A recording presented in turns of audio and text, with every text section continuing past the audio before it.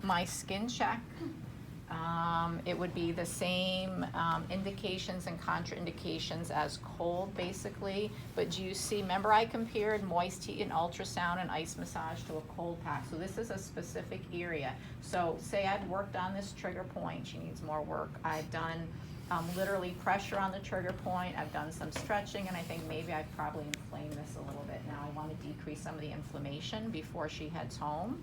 So, and one more towel, just grab me. So the last thing you want to do with the patient is have ice or water drip down their entire back, because it doesn't feel good. So I always do this with a towel, and then I have a towel ready to catch. So you just peel back a little bit, and this is overly, Go from the top. yeah. That's a lot of ice.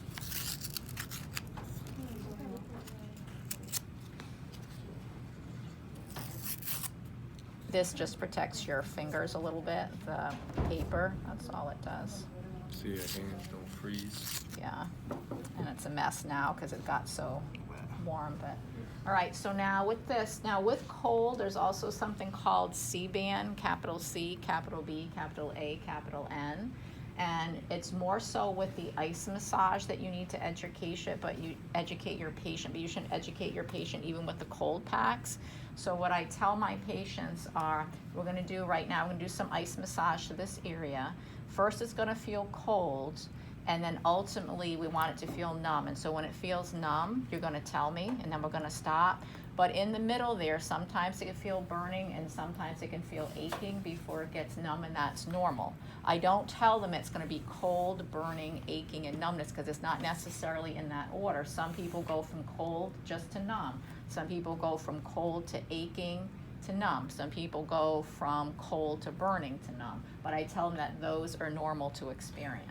All right, so educate that with a cold pack, but especially the ice massage. All right, are we ready? Is there a time limit? All right, to it's the gonna ice feel massage? cold. I'll tell you about that. Oops, sorry. So your boards says 5 to 10 minutes. I have never done this for 5 to 10 minutes, but for your boards, if you get that question, you say 5 to 10 minutes, usually within a minute or so, How I'm long, done. Say, how long is direct ice before you start burning the skin? It depends on the patient, Yeah. depends on their tolerance, yeah. But your board says 5 to 10, never in my life have I done it. There you go, let me know when it feels numb. That's it. Yeah, I don't feel any of that. Okay, so, whoops, it went from cold to numb? Yeah. There you go, that's a perfect example.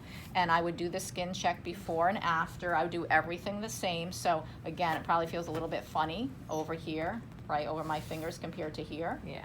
Okay, but that's normal, that's what I try to achieve. So I have patients do this at home all the time. And they do ice massages. So I wanna do, so that's if you do a trigger point. So again, you would do the whole sequence, skin checks, everything the same. And it is red now, but that's normal, and that should fade, you know, probably within a few minutes, okay? Now let me tell you, sometimes if someone is so tender, on occasion, and I'm trying to work on a trigger point and I can't because there's so much pain, sometimes I'll take the edge off a little bit with some ice, but you have to be so careful when you do that, because if you do that to the point it's numb, the patient can't give you feedback if you're hurting them. So again, if I do it that way, I just do it to take the edge off, just so I can work it a little bit. So the ice massage, you can get to an upper trap trigger point. So what I would do, if you pull that on your skill comp, you're literally gonna find it, you're gonna find the nodule, you're gonna go through the whole steps of the skill comp, and then you're gonna do your ice massage and educate with C-band also, okay?